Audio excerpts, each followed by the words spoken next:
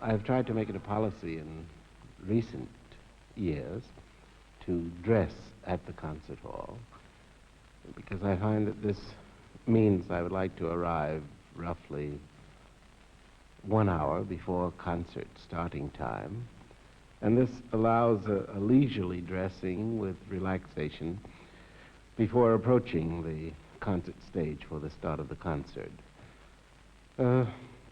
I find if I get excited, or if I'm delayed, or am told I have to tie my own tie in 20 seconds flat or something, it invariably goes bad. So that having this relaxation time and knowing that any overt nervousness will just foul up things like ties, and it gives a good physically imposed relaxation aspect. I'm one of the score conductors, as they call them these days, which means that I, as one excellent conductor put it, I can read music, so why shouldn't I use a score? So this is my theory as well. I feel anticipation before the concerts, and trying to recall exactly which words, which gestures, which couplings of imaginations and imaginative concepts had to be given to which musicians in order to get a given effect from them. The quick run-through of this in the mind before being told that the stage is waiting for you to go on to it occupies this kind of time with anticipation.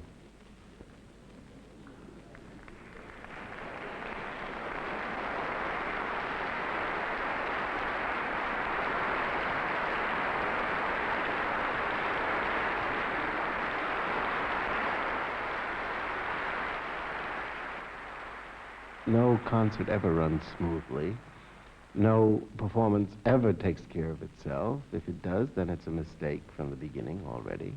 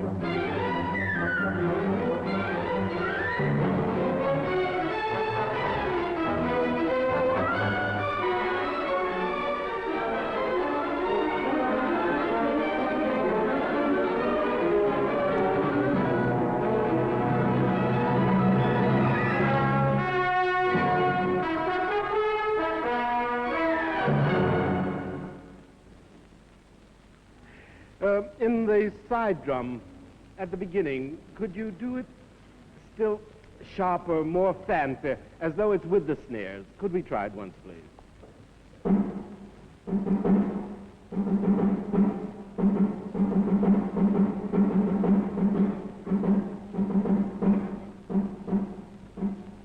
Fine, thank you.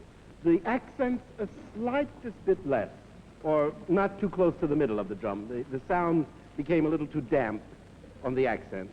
Then diminuendo to pianissimo, the last note pianissimo, please. Forgotti in 16. Take an eighth. Yes, take the third eighth note as a rest, so that we are in time to go on, please.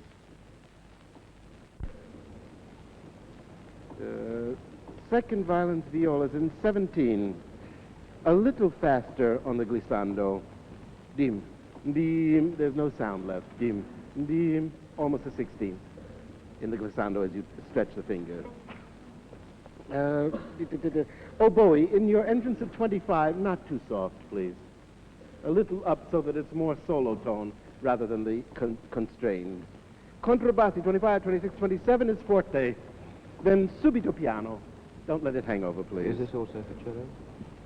Forte, 27 is cello forte. No, we have it knocked down. No, forte is good. Real forte. Not louder than the oboe, it's only. Bassi, 45, 6, in 47. From 46, we are in tempo, tempo, tempo, temp.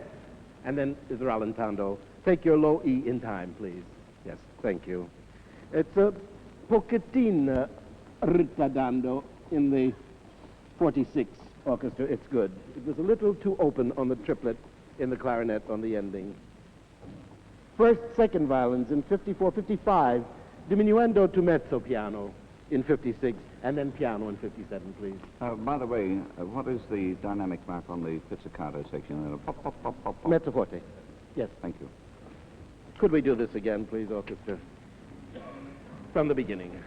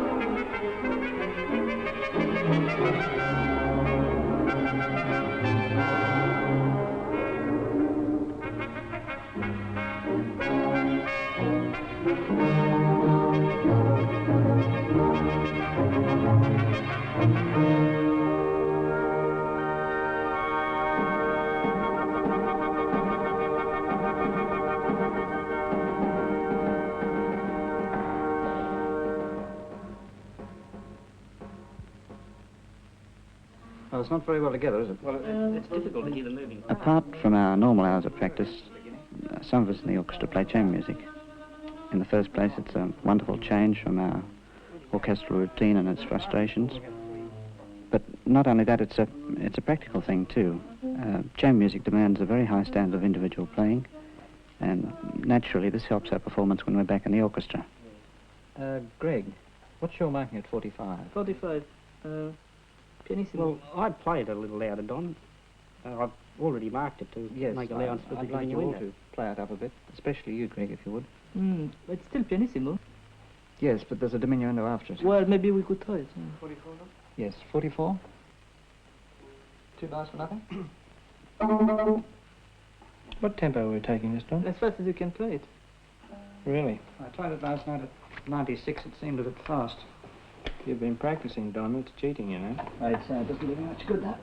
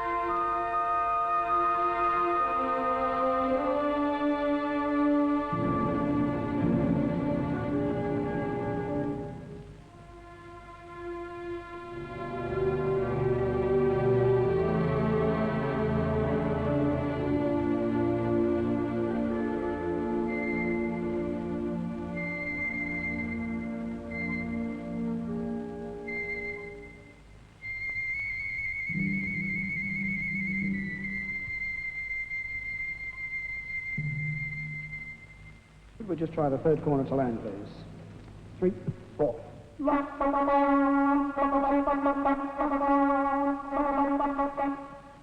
I like teaching the schools myself. I find it very interesting, and it's a great help to me personally in my own playing. And I like to convince the young brass enthusiast that if he's prepared to work hard, he'll certainly get worthwhile results. Well, many of our leading musicians in our symphony orchestras come from the brass band movement. I started in the brass bands myself, and for that reason I think it's very important that we should encourage it for all we're worth. Just alone. 3, 4. 2, 3, 4. We'll try the whole band together, please. 3, 4.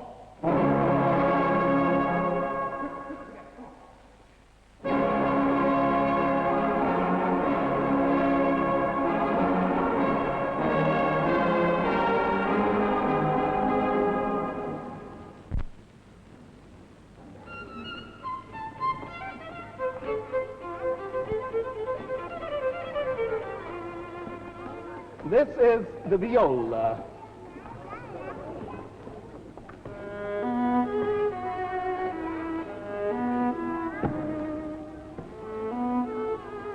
And this is the cello.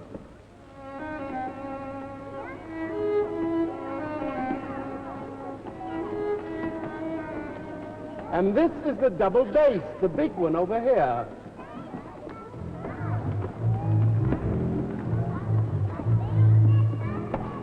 And this is the piccolo in back of you here.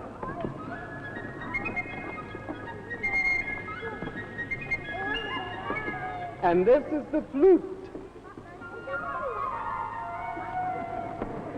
And this is the oboe.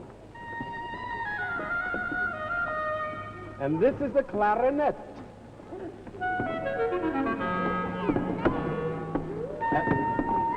And this is the bassoon.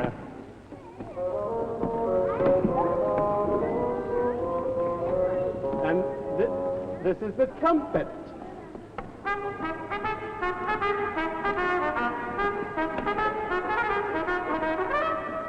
And this is the tenor trombone.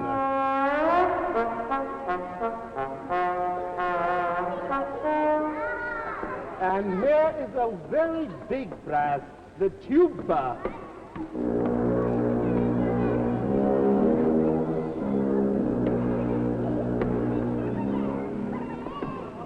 And here is a very old friend, the harp.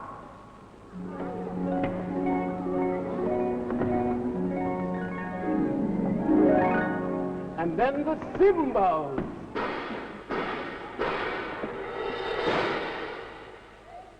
Then the big tam-tam.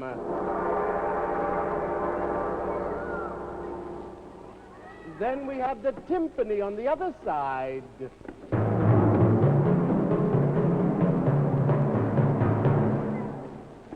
And now, dear children, now that you've seen each family of instruments, I would ask you to take your own little chair and go and sit next to whichever instrument you like best for today. Take your chair and go and sit to whichever instrument you like best. This happens to be the first step of a large master plan.